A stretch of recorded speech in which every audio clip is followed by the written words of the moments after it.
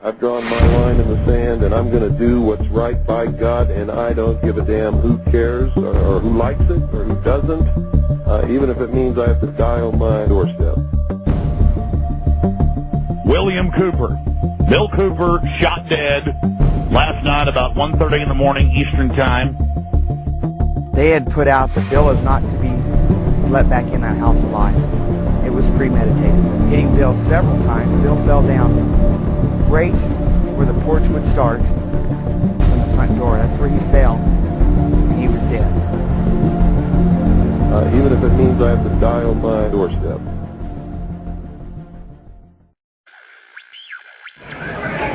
What I'm going to talk to you about today comes from my heart, from my experience in life, from playing this role as messenger, which I take very seriously, from my efforts to wake up the American people, from my family, from all the letters that I get, from people that I talk to, just like I've talked to many of you here today.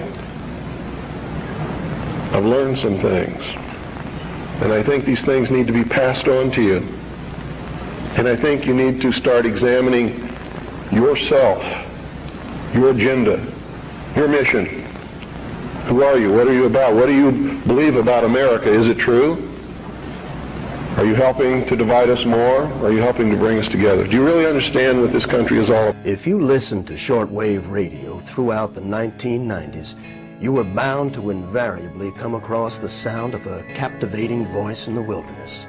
That authoritative and self-assured voice for 5 nights a week would educate us, enlighten us, and most importantly, warn us of things to come.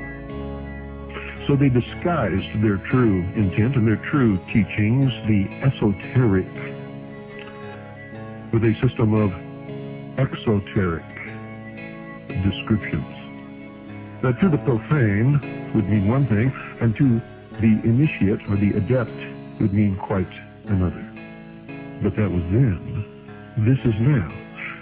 What sort of creature inhabits the modern domain? Who is the modern man? That voice spoke to us of matters esoteric and exoteric, political and supernatural, scientific and lawful. That voice was world-renowned author, radio show host, and ex-Naval Intelligence Officer Milton William Cooper, otherwise known as Bill. I was eventually trained by Naval Security and Intelligence, and I was given a secondary NEC, which is Naval Enlisted Code, which was 9545, which is Internal Security Specialist. And an Internal Security Specialist is someone who protects classified information and protects areas, so to speak. And I had a specialty, which I was trained in, which was Pacific Area Intelligence Briefings. And I was eventually assigned to the Commander-in-Chief of the United States Pacific Fleet, who was Admiral Bernard Clary at that time, and served as a member of his intelligence briefing team. And basically all that means, we really had a wonderful job. You come in about 4 o'clock in the morning and you go through all the message traffic and everything. And what you do is what we did was that we prepared an updated briefing on everything that was happening in his half of the world, which he commanded the naval forces and marine forces, as a matter of fact. And put all this together in a briefing where we would update him on ongoing operations, brief him about operations that were scheduled to begin, political situations, deployment of Soviet forces, naval forces, everything. And after the briefing was finished, between 8 and 10 o'clock in the morning, then we were done. We were finished. So it was what you call fat cat duty or gedunk duty in the Navy. It's got all different kinds of names. It's just really a wonderful job. Now, to be able to function in this job, I had to have a security clearance, which gave me access to the information that I had to need to know to help prepare these briefings. And when I first was assigned to the command, I was attached to the OPSTAT, office under Lieutenant Commander Mercado, which was operational status reporting. And while I waited for my security clearance, and it took 6 months to get it, what I eventually ended up with was a top secret Q clearance with an SCI attachment, which means sensitive compartmentalized information, and there were no blocks. In other words, there was nothing confining me to only certain compartmentalized information. I had access to whatever the Admiral and his staff had access to, because we had to prepare briefings and brief these people on all of these things. And I'm sure that at first I was tested and wasn't shown a whole lot, but eventually when they began to have confidence in me, I began to see things coming across my desk that were just absolutely incredible. And a lot of it is really hard to talk about because it's so far outside the normal concept of reality for the average American that they're going to find a hard time believing any of it. Mm-hmm. But I saw documents that were labeled under the classification top secret, and the compartmentalized, the compartment that was put into was called MAJIC, M-A-J-I-C, mm-hmm. Which told me that UFOs are real, which I already knew. I'd seen one. Right. But this went farther than that. It told me that they were extraterrestrial in origin, that there were 4 different extraterrestrial species or races visiting this Earth, and that they had actually entered into an agreement with the United States government with one of these species of alien beings to exchange technology, and it told me all the projects that was underneath this. Project Red Light was actually the testing of extraterrestrial craft. Project Plato was a diplomatic project. Pounce was the recovery of technology. Pluto was the application of that technology to our own secret space program, not the public space program. There are 2 different space programs. One is what the public gets to see, mm-hmm. Which is overseen by NASA, and the other one is a secret space program that nobody gets to see, which is really overseen by the Navy Department under specialized compartmentalized black projects, and what these people are doing in secret is just absolutely incredible. I also saw documents under an operation called Operation Majority, which outlined the plans to bring together a one-world government. It also included extraterrestrial information within that. Project Grudge, which was the second project. First was Sign, and then Project Grudge, which contained all of the extraterrestrial information up to a certain point. I forget the year cutoff. And then it was contained after that in another project called Project Aquarius, which was the accumulation of the whole history of alien interaction on planet Earth. But I have to say at this point that I don't know if those documents were really telling the truth or not. They could have been showing me these things so that eventually I would go out and talk about this.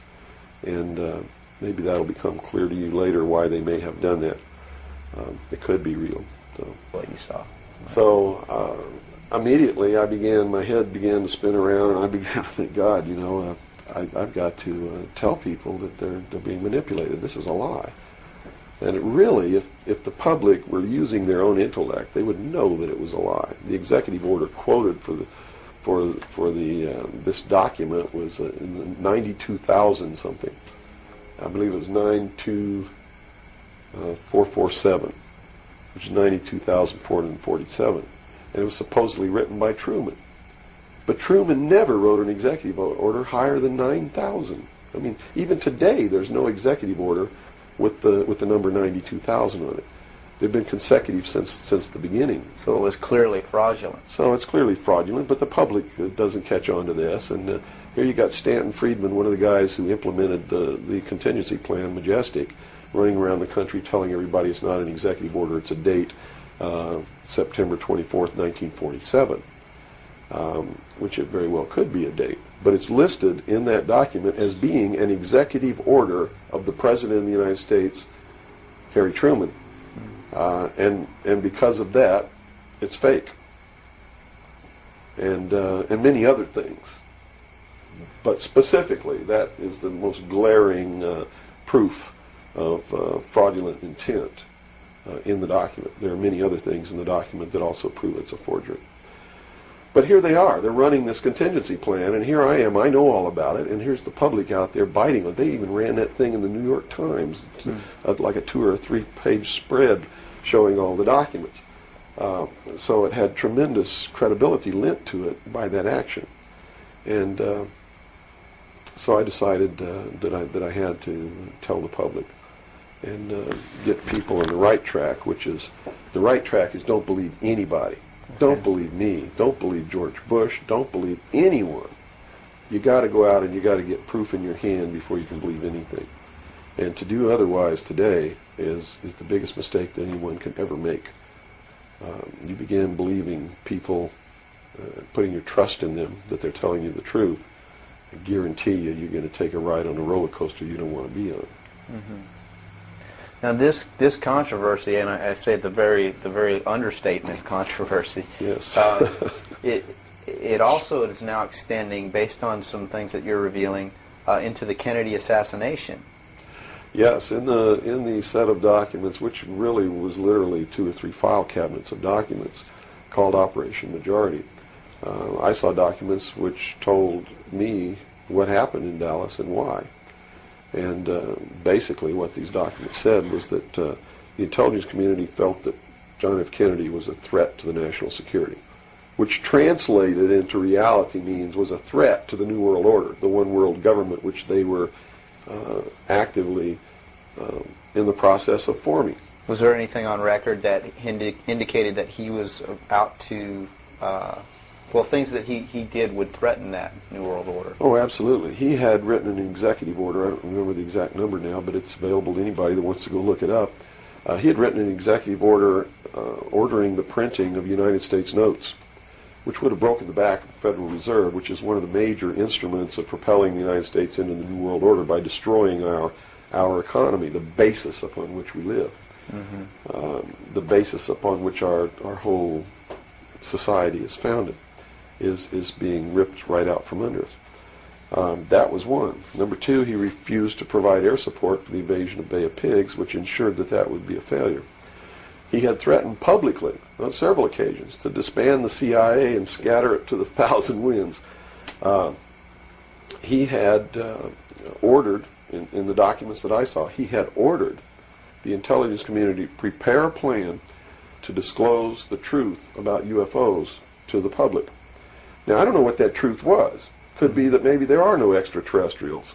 But whatever the truth was, he had ordered a plan to be prepared, that disclosure was going to be done according to that plan within the following year. And the intelligence community considered that to be out of the question. And according to the documents that I saw, his assassination was ordered by the policy committee of the Bilderberg Group, which is really the secret world government, and was carried out by agents of Division 5 of the FBI, the Secret Service, the Central Intelligence Agency, and the Office of Naval Intelligence, of which I was a part, in Dallas. And it said that the assassin, the man who actually administered the head wound, was the driver of the car, William Greer, a Secret Service agent who used an assassination pistol built by the CIA for assassinations that was really an air gun that fired an exploding pellet or could fire a small hypodermic needle or a poison dart using any one of many different deadly poisons. Specifically, it said that he fired an exploding pellet which contained shellfish toxin, and that the act was plainly visible in a film withheld from the public. I looked for 16 years to find that film, and I finally found a copy that showed William Greer turn around and shoot the president. And since 1988, I've been showing that film wherever I'm able to show it to wake people up. It is not our government, though you have to understand, that is doing these things. It is not our government that's failing us. It's not the Constitution or the Bill of Rights that's a bad instrument. It is a group of men who belong to secret societies who have infiltrated our society and our government at all levels and are destroying it and subverting it from within. And every member of naval intelligence that I knew who was an officer was a 32nd or a 33rd degree Freemason. And I asked my commanding officer at one point, I said, why are all you guys Masons? He said, Masons are used to keeping secrets. It's part of their fraternity. So if you want someone who already knows how to keep a secret, you recruit Freemasons. Well, later on, I found out what the truth is. The truth is you're not going to be a naval intelligence officer unless you are a Freemason or a member of the Ancient Order of the Rose and Cross, but you have to be high degrees for that. I think the reason I was selected as enlisted man is because I had belonged to the Demolay Society. Which is what? As a teenager. That's sort of the first level of Freemasonry. That's how they recruit teenagers and indoctrinate them into their principles so that they go right into Freemasonry when they become an adult. But I can tell you this, I began to reveal information in 1976, and I was physically attacked on 2 occasions.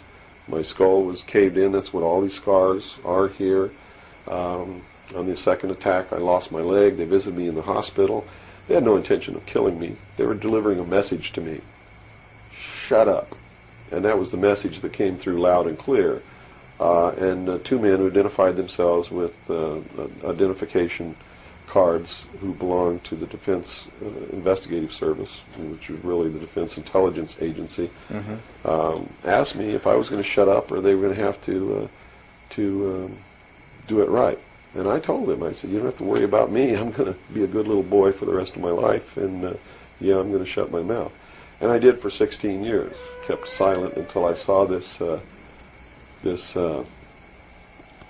UFO magazine in a bookstore, which indicated that they had implemented the contingency plan called Majestic. But if you want to know what I think the reason is, I believe that there are several. One, they've had a plan that's been in force since the 40s to debunk, ridicule, destroy anybody who ever talks about these subjects. And the public has been thoroughly indoctrinated that if you talk about any of these things that I'm talking about, you're just another nut. So the public, by and large, doesn't pay any attention to it. So in that sense, I'm not a threat. If the president had come on television and said, hey, this is what's going on, then they would have listened and they'd pay attention to it. But people like me, they perceive me as being just another loony bin, fruitcake, nut, which I assure you I'm not. But that's the perception that they've been brainwashed into believing. And so that's what they believe. Number 2, I am so much in front of the public from the very beginning when I began to talk.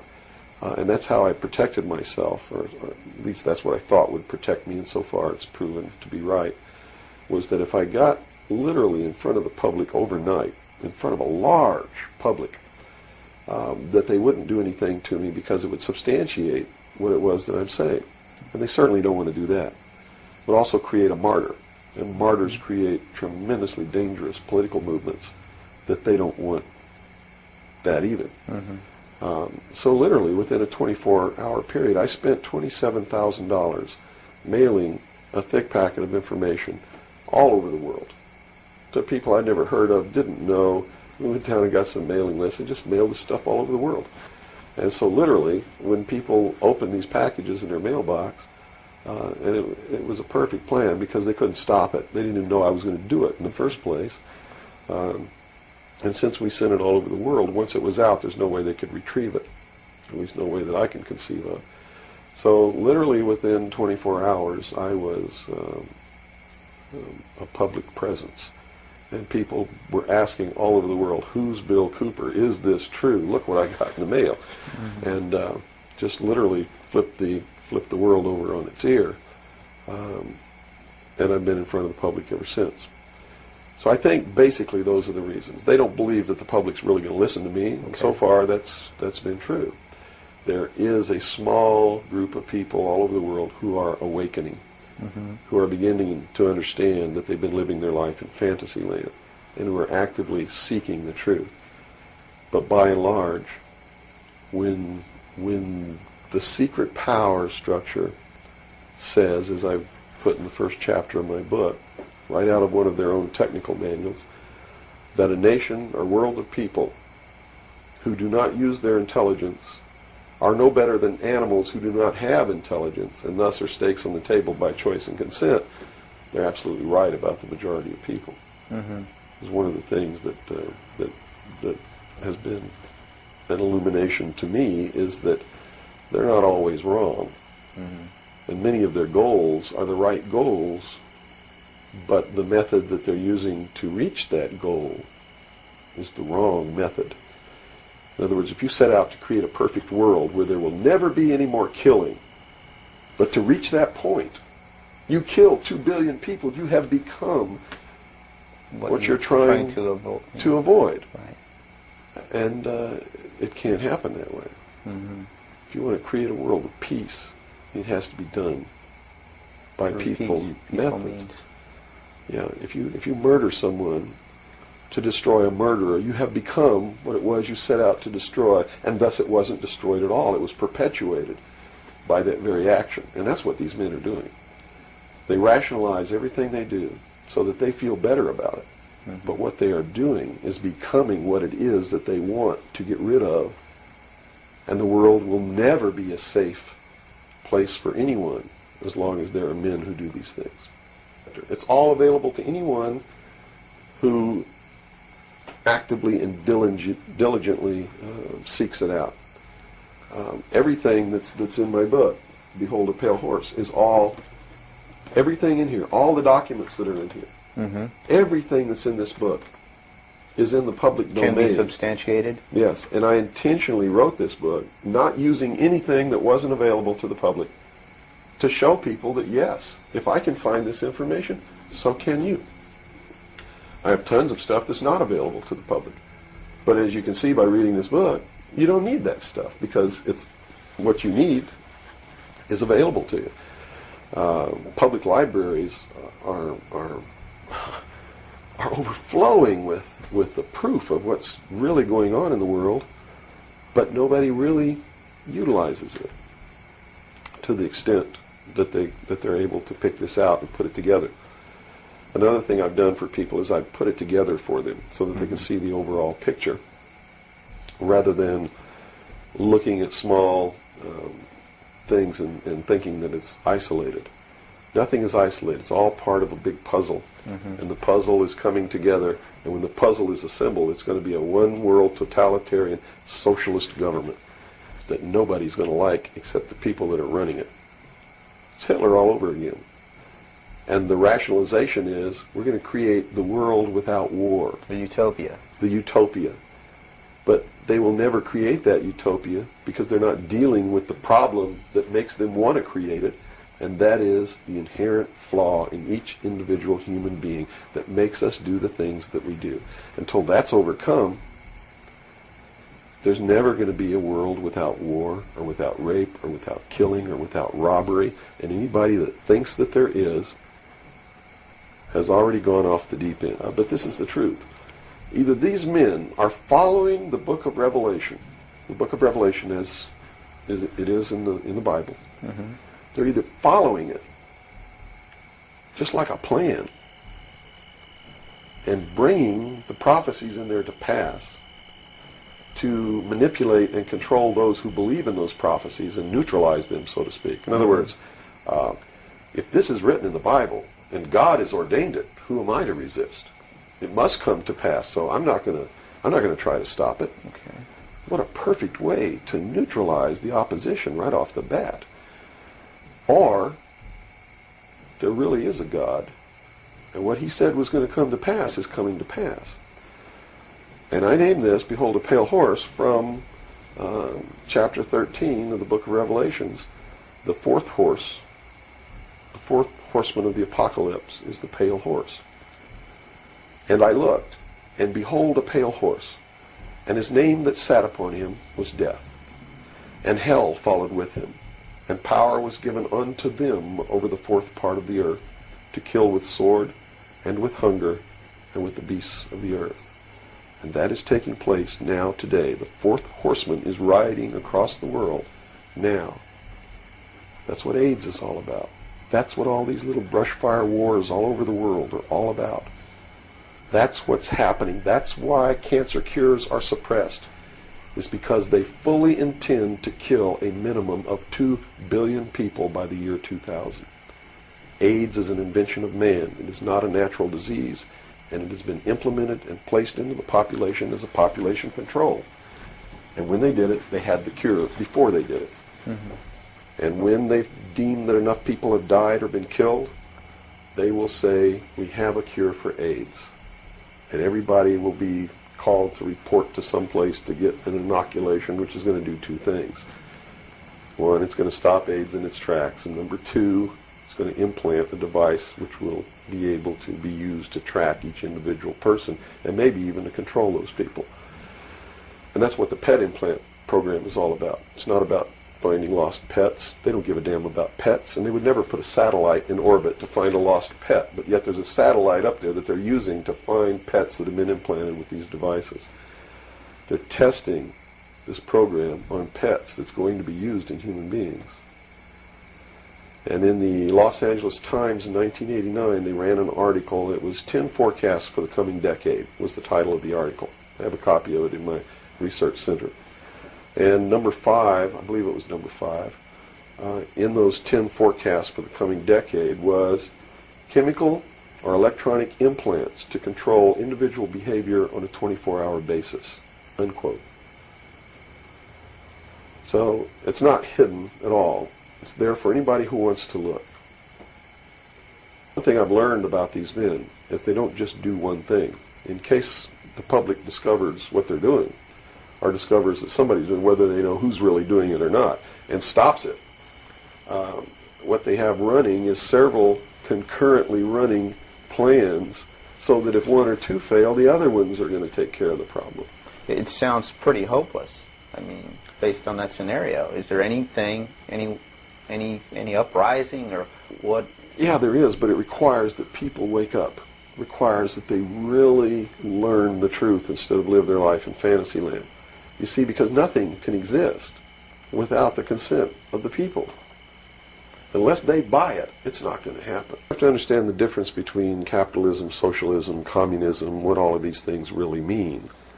You have to understand what the difference is between right wing and left wing. People, they use these phrases all the time, and they don't even know what these things mean. And it's just incredible to me to hear a socialist calling someone else a Nazi. Because Nazi means National Socialism. So here's a socialist calling a right-wing guy a Nazi, when what he should be calling the right-wing guy is anarchist. People on the right want no control. Mm-hmm. They're really anarchists. Okay? So they would, in it... They don't really consider you to be a threat unless you develop a large political following. Oh, okay. So, unless you have a large political following, you're not considered to be a threat to them. Because they figure that the people are too stupid to listen to you anyway. And generally, they're right. So we're in the process of educating people then. Yeah. It's the best thing. Education is 60 or 70% of the battle. Yeah. Because people automatically begin to do the right things once they learn what the truth is. They're educated to it. And that man's name is Robert Groden. He wrote High Treason, which is a bestseller out now on the Kennedy assassination. And he was one of the many so-called technical experts for the making of Oliver Stone's film called JFK. He's also a fake, a fraud, a traitor, a liar. He was hired by the House Select Committee on Assassinations based upon his resume, which says, very simply, that he is the world's foremost #1 photo analyst, which is a lie. He never went to school in photography. He never was a photographer. He never was a photo analyst. And I got to tell you right now that the world's #1 foremost photo analysts are all come out of the military intelligence community, who are trained to interpret high-altitude photography and learn what really is there. He never served in that capacity either. He looked at the Zapruder film, and he told Congress, he told the committee in testimony, he testified, both in written and in verbal form, that William Greer never took his hands off the steering wheel. And that's a blatant lie. I mean, anybody can look at the Zapruder film and see that William Greer takes his hands off. Hello, sir? I'm sorry, go ahead, my wife. I understand. Well, I know you're, we'll get into what's been going on there in Arizona a little bit later. I really appreciate you taking out the time to do this program with your busy schedule. Where do you think things are going to be in the next 2 years? Well, either Americans are going to wake up and they're going to stand up in unison and take up arms and challenge the federal government to step back within the boundaries of the Constitution, or there's going to be a civil war in this country. The only alternative to that is total enslavement of the entire human race on a global scale, because that's where this is going. This is all about a one-world, totalitarian, socialist government. It's about destroying all existing nation-states, destroying all existing religions, save the religion of those who are bringing this about, which is the secular, humanist, socialist religion. That way you can devalue human life and kill people. Well, but they're already doing that. Yes, they are. And they've already convinced the American people that it's okay.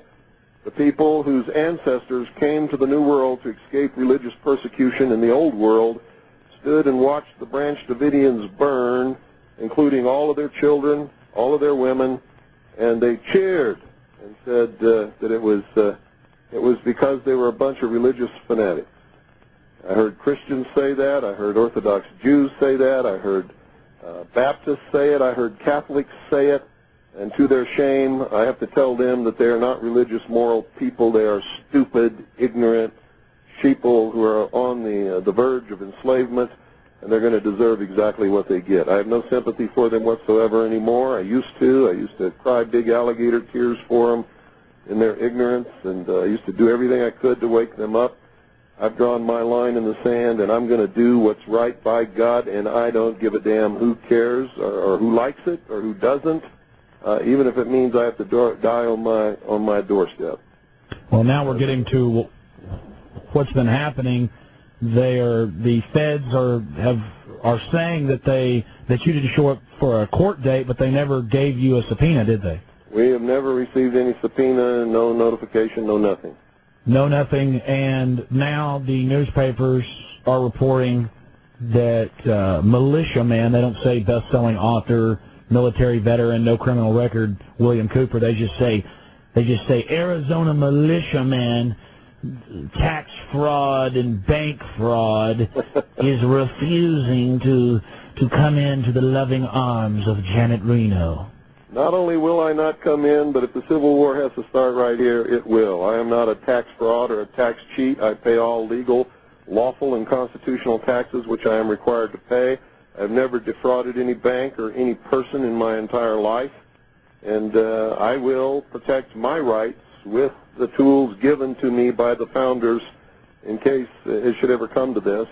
And if the rest of the sheeple want to proceed into the pens and get sheared and then continue up the ramp to the slaughter, that's their business. No matter what happens here, I win. Some people are sitting back and saying, listen to Mr. Cooper talking about people being killed. That never happens.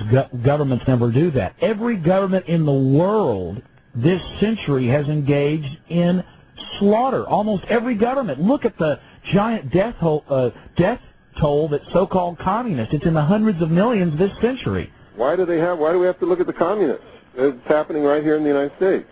Has been for quite some time. The only ones that have reached the public eye are the Weaver family and the Branch Davidians in Waco, Texas. But it's happened on a large scale all across this country, in every state. It usually is contained at the local level.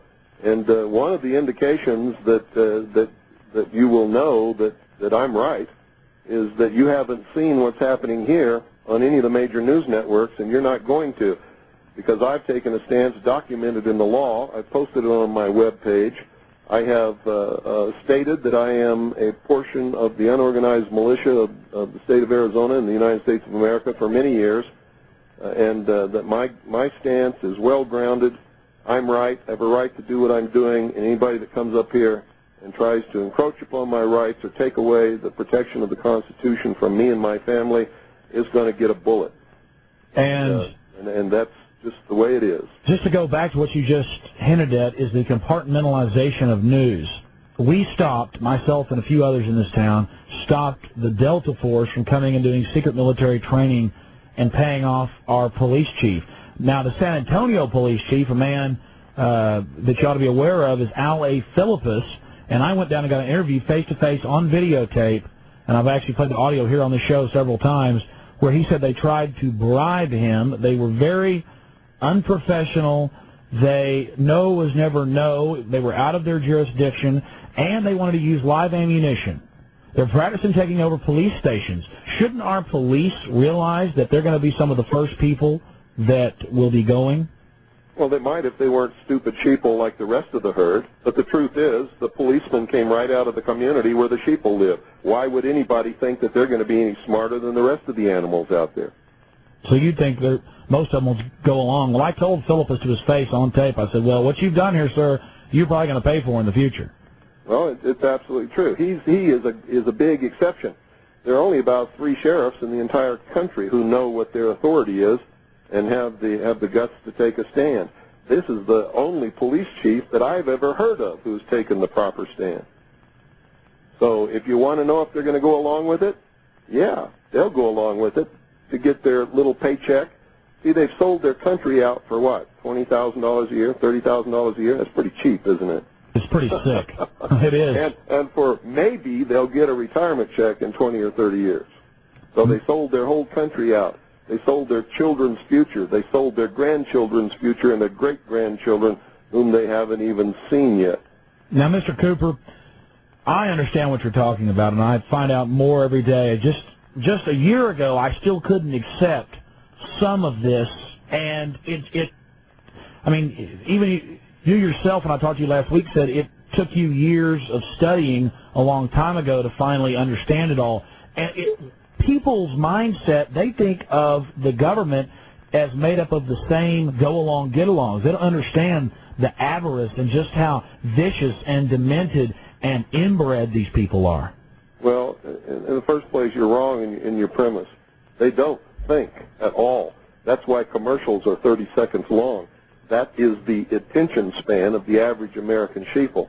They can't think beyond 30 seconds. That's why no American company, our business, our group plans ahead more than about 2 or 3 months. That's true. We have no long-term strategic goal for this country. That's right, and that's why we're getting beat by the Marxist socialist communists, because they have 5-year plans, 10-year plans, 15-year plans, 25-year plans, and 50-year plans, and they stick to them. Man, absolutely. Well, it's scary then. What's going to happen? It's just going to be, I think that either the American people are going to become slaves within just a few years, and it's going to be an enslavement like nobody can even dream of, and it's going to extend worldwide, and we're the only people that can stop it, because we're the only people in the world still who have the capability, have the arms, and the arms to be able to stop it. Or there's going to be a civil war which will last between 5 and 15 years to restore constitutional Republican government and freedom and liberty worldwide. Well, that's the point. Even though most people are sheep, there is that between 5 and 10 million people that once it starts, I think more people will come out. And I don't want this to happen. This is just going to wreck the nation. I don't want it to happen either. Ever since I saw the plan back in 1971 and 72 when I was on the intelligence briefing team for CINCPAC Fleet to bring about one world totalitarian socialist government, and when I saw that the United States was behind the whole thing, this is not coming from without. The United States created the United Nations. Yes, the United States created the European Union that has just been formed. Well, you're saying the United States is acting as the world police force right now. Well, you're saying the United States. Wouldn't you say a foreign aristocracy out of New York and Boston that controls our nation? The United States. Okay, Corporate United States. with its headquarters in Washington, D.C. District of Columbia. It is the stated and avowed policy of the United States government to create world government over the ashes of all sovereign nations and existing religions around this world. Why don't you... I'm telling you that I saw that plan while I was in the Office of Naval Intelligence on the intelligence briefing team, the Commander-in-Chief of the Pacific Fleet. Would you elaborate on that just a little bit? That's what Behold a Pale Horse is all about. I understand. That's what's in that book. Well, I know the story, but a lot of people that are listening, and I'm sure that will go out and get Behold a Pale Horse, will talk about those military briefings. And I guess these people were proud that they were part of this power? Oh, absolutely. This has been a goal for this. It's the reason this country was founded, and Americans don't understand that. The founding fathers, many of them were deists. They were members of the secret societies. Some of them were members of the Illuminati. They created this country and gave the common man freedom for the first time in the history of the world, made him a king in his own right. They told him what he had to do to keep his freedom and what he would lose if he didn't do it. And when they did this, giving the common man freedom, it toppled all the kings and queens off their thrones all around the world, and that was the major goal of establishing this country. If the common man could have been vigilant and maintained his freedom and not given in to the I want, and I deserve, and you got to feed me, and you got to do this, and you got to take care of me, and change my diaper, and wipe my butt, and get me a job, and entertain me, and all that kind of stuff, which always leads back into what they call democracy, which always leads into socialism, which end goal stated by Marx and Lenin is communism. What did you first think? Said democracy is absolutely indispensable to socialism. What did you first think when you saw this openly being discussed in the top levels of the military? Well, it shocked the hell out of me, but they thought I was one of them. It was an accident that I got in there. I'd been a member of the Malay Society when I was 13 years old, only attended 3 meetings, and then my father was transferred to Japan. I never saw another lodge and never went to another meeting, and that was the end of that. When I filled out all my documentation for my top-secret QSI security clearance, which was required to be able to work in the command center and on the briefing team at CPAC Fleet, I didn't see Malay on there, so I checked Freemason. And when I checked Freemason, that's what opened all the doors and got me the security clearance and put me in those positions to be able to see what I saw. And I think the hand of God was working when that happened so that I would be able to warn his people of what was coming. And I've been doing that ever since.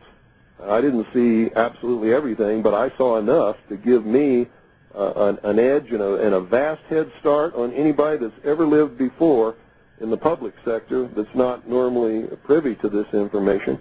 And I spent the last, well, ever since, researching to find out what it all meant and where we're going. Well, just to go back to what's happening here locally in Central Texas, we know that there are dozens of different alphabet soup agencies that have the helicopters with the night, with the forward infrared looking radar, and all the rest of this, but why are they gearing up like this? Why is our county building a 3-acre under the roof helicopter base? Just the warehouse is 3 acres under the roof. Why are our police going and training at Fort Hood with the military? What does this mean to the public? Well, because they know what's coming. They know that there's a hardcore group of American men and women who are devout, religious, moral people who love freedom and are dedicated to the concept of liberty and freedom and will fight to protect and defend constitutional Republican government against anything that comes along. And when that begins, it's going to be a terrible, terrible thing. I've spent most of my adult life trying to warn people and wake up enough people so that this did not have to happen, because I know it's going to be terrible.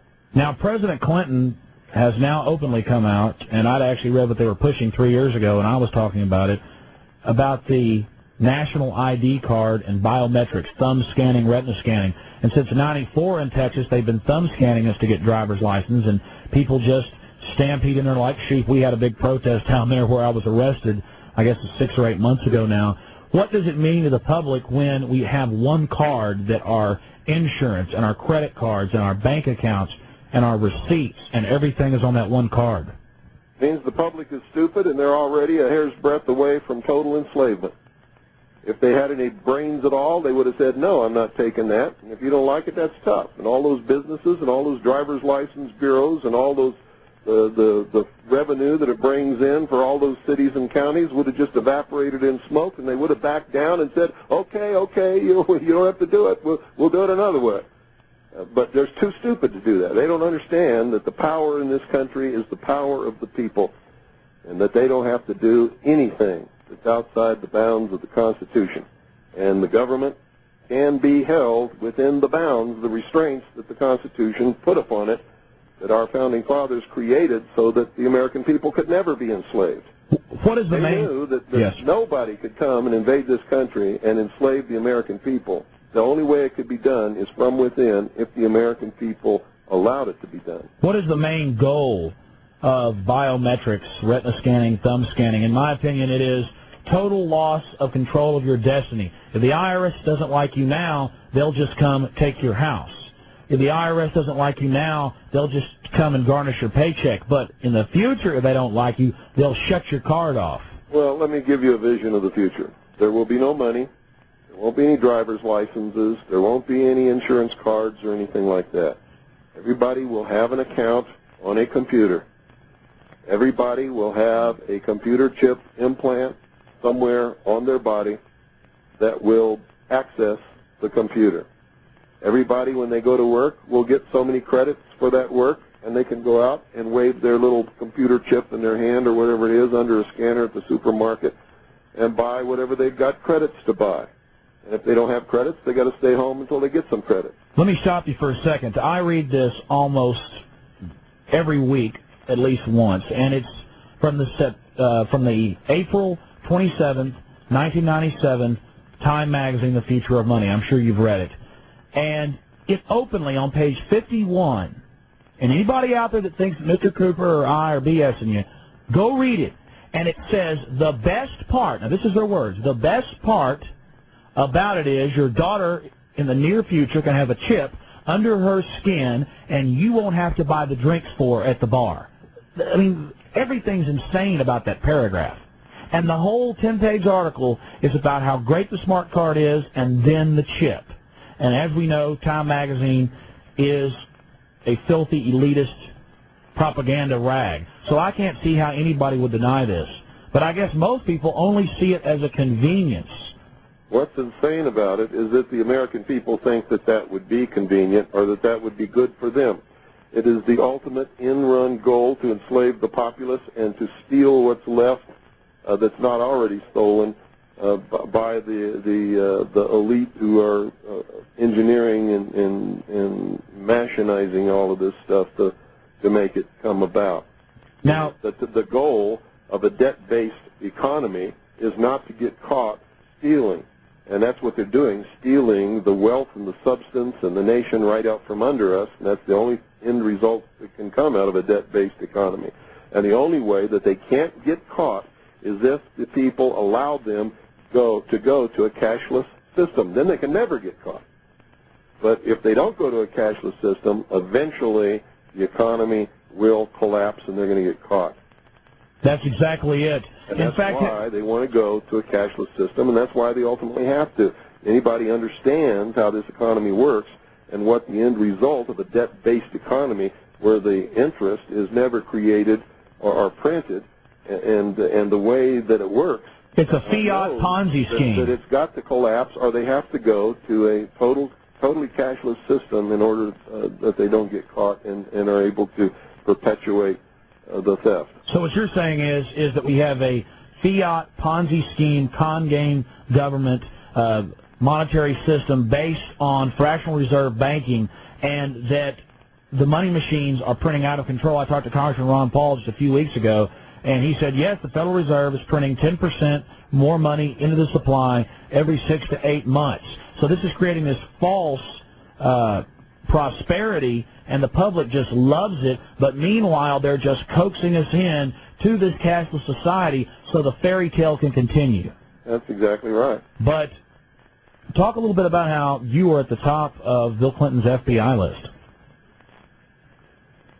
Well, ever since 1988, when I began telling the world, not just the American people, but the world, about Majesty 12, which is the plan to enslave the human race in a world totalitarian socialist government, the merger of the military of the United States and what used to be known as the old Soviet Union under NATO, which is occurring now, to create the world police force. Most people don't understand that NATO is an arm of the United Nations. It was formed under the auspices of the United Nations Charter and takes its orders from the Security Council. Warsaw Pact was also formed under the auspices of the United Nations Charter and was an arm of the United Nations and took its orders also from the Security Council. The Cold War was a total farce, and that's why we never had any military conflicts with the Soviet Union. What is your opinion of the UN passing its new World Court? Well, if they've passed a World Court, how can they have a World Court if there is sovereign nations? Because sovereign nations are not subject to any courts but their own. So how can they have a world court unless there's a world government to which sovereign nations have given up their sovereignty? Does the Constitution for the United States of America say that we are subject to the dictates or the jurisdiction or the rulings of a world court? Does it say that anywhere in the Constitution? No, it doesn't. And when I watch the local news, all I hear is how wonderful the United Nations is. Our public are being indoctrinated about this. You have no criminal record. You were honorably discharged from the military. You're an author, shortwave radio host, and you have a monthly newspaper.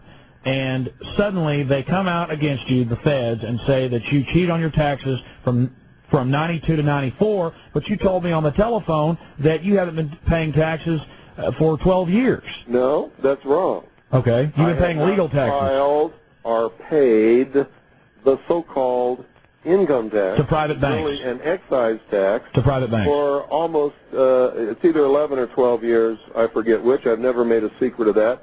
I am not liable for the so-called income tax administered by the so-called Internal Revenue Service, and I am not, but I do pay all lawful and constitutional taxes, which I am required to pay and always will. Give us an example of a lawful tax. Well, a lawful tax would be a state sales tax down at your local grocery store. A lawful tax would be a property tax for which you paid for it with the fiat Federal Reserve notes instead of gold or silver coin. You can't pay off a debt with a debt, so you never really purchase anything in this country in this debt-based economy with the fiat Federal Reserve notes. All you do is take possession under a lease, and the ownership stays with the government. That's why you get a warrant deed when you pay off your house instead of the patent title to the property, and that's why you get a certificate of title when you think you paid for your automobile instead of the actual patent title to that property. This is all being done with contract fraud, and people can't even... It is fraud. It's all fraud. That's why, I catch myself as I get deeper and deeper into this, becoming more angry, more flat out.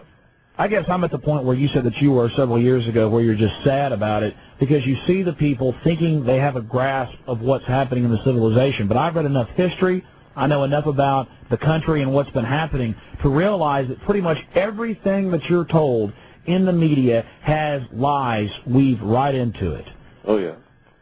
The American people are standing inside the gates of Disneyland holding their e-ticket, which is expired. None of the rides are working, and they're just having a great time. Well, anyways, so you think in the next 2 years we're headed into some... I didn't say in the next 2 years. I said in the next very few years. I don't have a crystal ball. God does not whisper in my ear.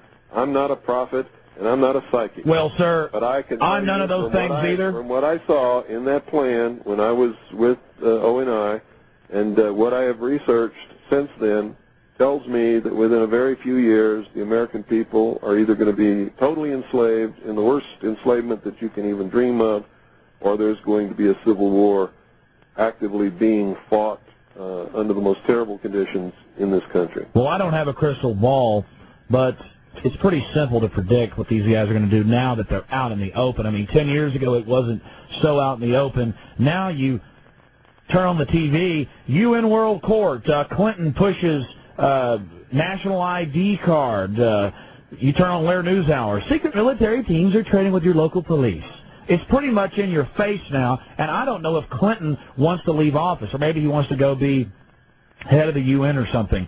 Who do you think, as leaders from your intelligence networks, do you think are on the horizon? Who do you think the next president will be? Do you think? Why do I care? They're not my leaders, and it's not my government anymore.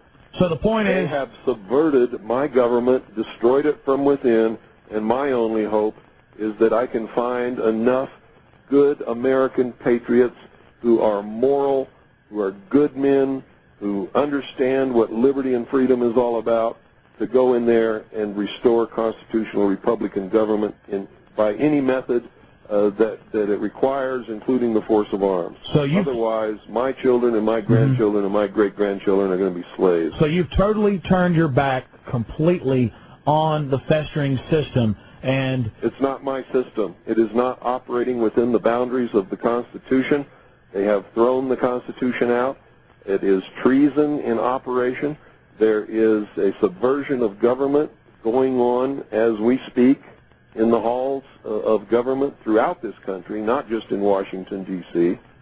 And so you're saying it is criminal enterprise, incredibly sophisticated, controlling Hollywood, the universities, and the major mass media through foundation money and through control of finance, and all their whores and all their pomps and all their little agents don't mean a damn to you. You're going to take care of your family, try to educate the public, and just continue to prepare. And you're saying that you have not committed any crimes, you're not bothering anybody, and if the feds tried to come and take your home and take your family, that you're going to oppose them with force of arms. Absolutely. They have declared war upon me and all patriots and everybody in this country who is a loyal constitutionalist, who has taken an oath to protect and defend the Constitution against all enemies, foreign and domestic. And if the Civil War has to start on my doorstep, that's as good a place as any. So it's fine with me. So the Civil War has to start somewhere. Might as well start right here. Now, the federal attorney general out there, is it Rivera? Jesus Rivera? He's saying that they're going to proceed against you with prejudice and caution. I think... well, you're reading... No. You're reading an article that you read in the Arizona Republic. Yes, I am. The communist newspaper. Never tells the truth. I can guarantee you that that's not what he said. I can guarantee you that what he quotes that Sheriff Arthur Lee said is not the truth. We spoke to Sheriff Arthur Lee last night. Arthur Lee says that I'm right, that he has jurisdiction over the feds in this county, and he has told them not to come in this county and harass this family. Absolutely. Well, we've learned that with the press, that they will flat out not twist the truth, but when they need to, they will flat out lie. Flat out lie. Flat out lie. Flat out lie. Well, that's great then. You're not in too much trouble if you've got the sheriff on your side. People don't realize the power of the sheriff. Not just the sheriff. This is a good American community here, and there is a very strong militia, and not just here, but good, solid Americans all across this country are sick and fed up, and we know that if they attempt anything here, there's going to be a war the likes of you can't conceive of what's going to happen. What can people here in Central Texas do to try to fix what's happening to the federal government? Or are you saying now it's so shot? You cannot fix it. It cannot be fixed. Cannot be fixed. All we can do... They're not going to let anybody fix it. Your vote doesn't mean a damn thing, and if you haven't figured that out yet, then you're too far gone to even be listening to me. Exactly. That's what Congressman Ron Paul, and I was shocked when even he said that. He said to me in the past and to my associates that all he can do is try to get the word out up in Washington, that he really doesn't have any power. All he can do is try to raise alarm bells about fascistic, communistic legislation that comes rolling past him every day.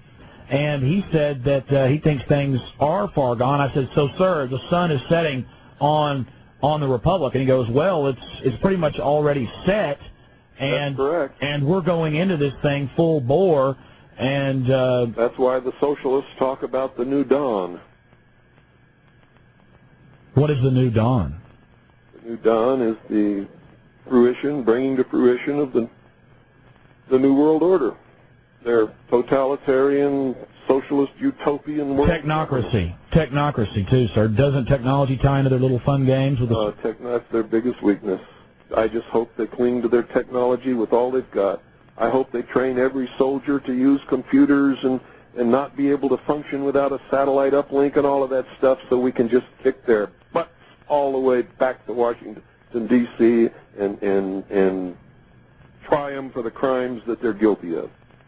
Sir, I don't want to get into the things that you've already sacrificed and done for your country, but you've actually been threatened quite a bit, and people have actually attempted to try to kill you, haven't they? Oh, yes. Almost succeeded a couple of times. In fact, you lost... My head caved in. I've lost my left leg in this fight. We've been shot at. We've been threatened.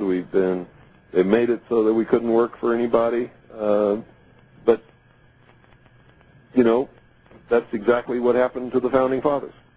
They lost everything. They lost their families. They lost their children. They lost their wives. They lost their property. They lost limbs. They lost everything. And it was only really 2% at the start of the revolution that got it going, wasn't it? Well, I believe it was about 3.8% of all the people in the colonies helped found this nation and fought the Revolutionary War to create it and give what they called their posterity liberty and freedom. And the United States government was created to protect the rights of individuals, whether or not they voted. No matter what happened, they were supposed to stay within the bounds of the Constitution and protect the rights of individuals, and guaranteed us in that document constitutional and Republican government, not just in Washington, D.C., but in every state, every county, every city of this country.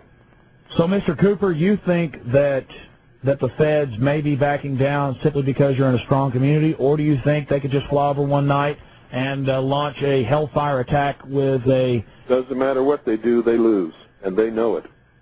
They've stepped on their dicks this time. No matter what they do, they lose, and they know it. Because if they make a martyr out of William Cooper...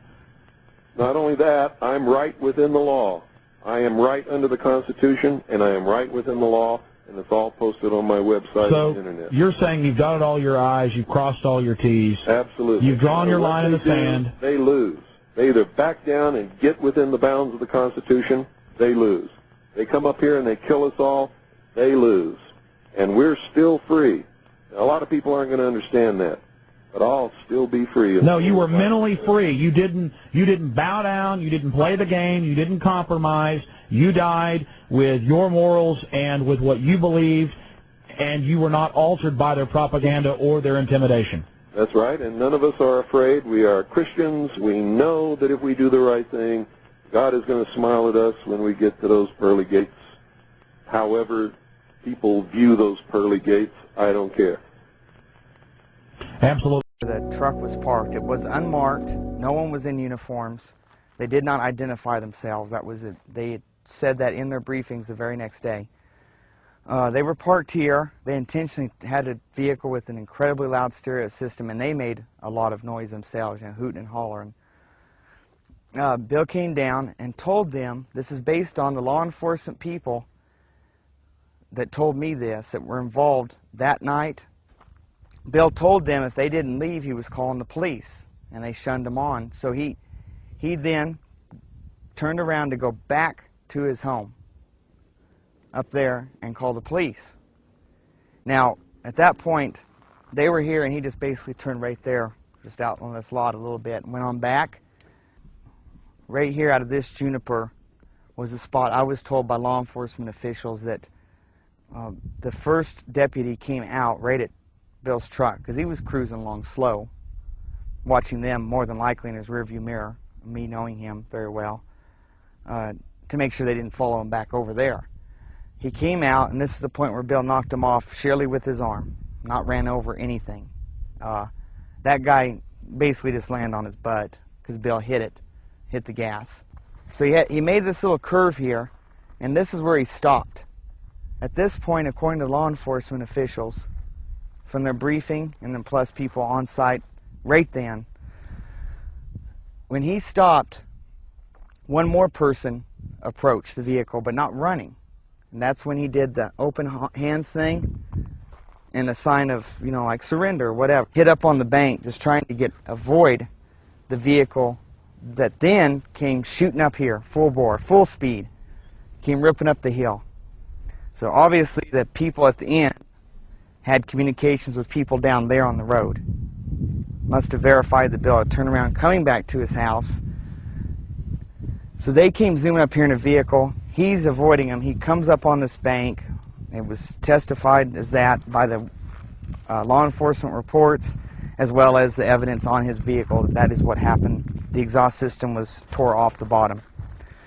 He then proceeded right there past the small elms and the driveway to the front of his yard.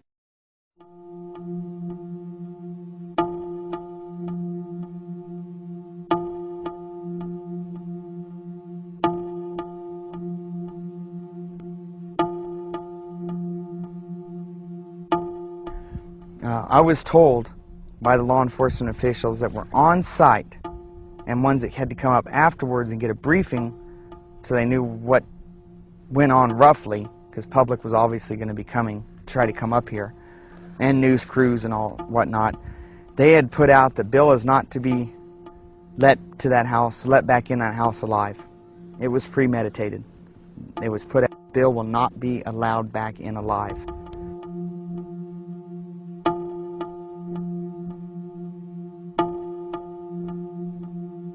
Right here at Bill's home is where he pulled up. His front of this vehicle would be towards me. The other vehicle was parked with the front towards the other end of the street. Bill ran around the back of his vehicle, which would be towards the driveway. He then proceeded across his yard. This is when the shooting began, according to their reports. The vehicle that was parked here besides his truck, which was pointed that way, he had bought for Jessica, his daughter, and then she didn't want it, so it was just sitting here. Sheriff Goldsmith ran around the back of it, which would be towards me, and got on this street side to use the vehicle as protection. At that point, Bill is approximately halfway in the yard and still running with his back towards him. They claim at that point he began shooting, which was with his right arm just thrown backward, haphazardly pulling the trigger of a .38 snub-nose Smith & Wesson. From where we're standing would be essentially the angle that Goldsmith would have been standing, but closer. Marina's would have been by the 58 Chevy, which would be equivalent to that truck, but up all the way to the wall. Next to that end post of the front porch. Bill was supposedly shooting backwards like this, which would be back towards the street in reality, that direction. When he hit Marina's, that angle does not work at all. Plus, the bullet hole in the glass of the 58 Chevy indicates a bullet path of approximately this direction through the driver's roll-down window and out the passenger corner of the windshield, indicating clearly it went towards the dome in town, which is the high school field for playing during the winter. At that point, Goldsmith opened fire, hitting Bill several times. Bill fell down right where the porch would start, and the dirt would meet the concrete sidewalk. Next to the planter, you can just slightly see raised on this side, favoring me from the front door. That's where he fell, and according to them, they quit shooting, and he was dead. An Apache County Sheriff's deputy is in the hospital after being shot in the head by a so-called militia member. Now, what we know is that that militia member is dead. Our Gary Harper has the very latest on what's going on with that story. Gary? Marty, Scott, this all happened in a little town called Eager, Arizona, which is just on the eastern side of the state of Arizona. It's almost on the border of New Mexico. This is what we know so far. Sheriff's deputies, we understand, were trying to serve some type of arrest warrant on a man by the name of William Cooper. He's also known as Bill Cooper. He reportedly has been known to be hostile toward law enforcement, so sheriff's deputies apparently disguised themselves as a bunch of rowdy teenagers in the back of a pickup truck in hopes of luring Cooper out, and it apparently worked. However, when Cooper realized what was happening, he reportedly pulled a gun and shot a 40-year-old deputy in the head. During the gunfight, Cooper himself was shot and he was killed. Now, this is what we know about Bill Cooper. Officials say he belongs to some kind of militia movement and has published several anti-establishment articles.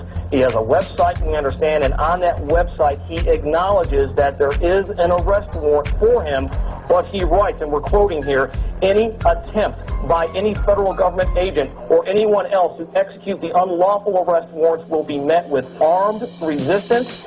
Any person who attempts to kidnap our children will be shot upon discovery, and that is apparently what happened earlier this morning. Sometime after midnight, Cooper reportedly pulling a gun and shooting a 40-year-old Apache County Sheriff's deputy in the head. That Sheriff's deputy, we understand, has been flown to Phoenix, where he is in a hospital. We are trying to get his condition right now. We do not know exactly what his condition is, and we understand that the militia member, in this case Bill Cooper, was shot to death. We do have a crew en route to Eager, Arizona, and we'll have a lot more coming up on tonight's news. When we are successful, and we will be, we have a real chance at this new world order, an order in which a credible United Nations can use its peacekeeping role to fulfill the promise and vision of the UN's founder. I believe this government is corrupt at its core. Its actions are criminal. I no longer recognize their right to lead.